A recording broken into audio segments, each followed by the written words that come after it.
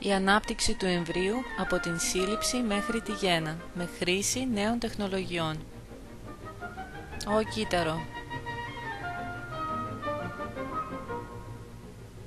Σπέρμα.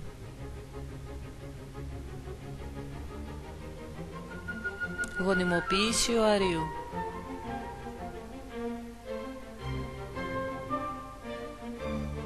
«24 ώρες, η πρώτη διαίρεση του εμβρίου».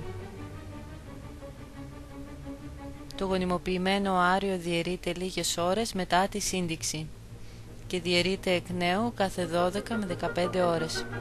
Το πρώιμο έμβριο. Ο λεκηθικός ασκός συνεχίζει να θρέφει το μωρό. 25 ημέρες. Αναπτύσσεται η καρδιακή κοιλότητα. 32 ημέρες. Αναπτύσσονται τα μπράτσα και τα χέρια.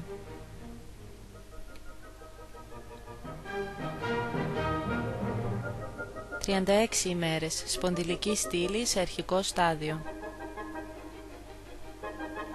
Αυτές οι εβδομάδες είναι η περίοδος της πιο γρήγορης ανάπτυξης του εμβρίου.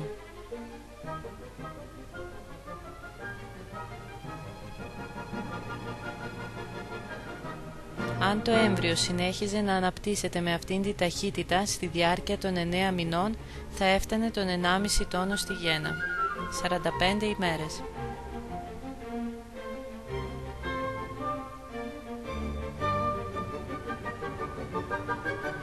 Η καρδιά του εμβρίου χτυπά με διπλάσια ταχύτητα από της μητέρας. Η συνεχής κίνηση του εμβρίου μέσα στη μήτρα είναι απαραίτητη για την μυϊκή και σκελετική ανάπτυξη.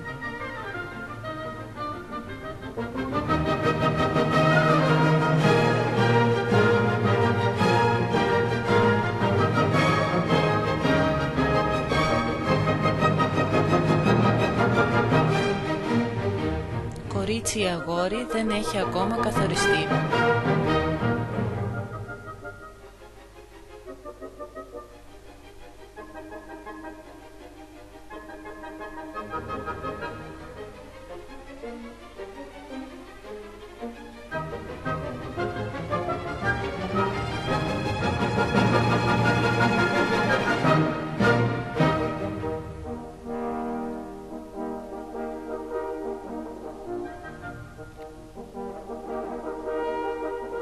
Γέννα, το στάδιο της εξώθησης.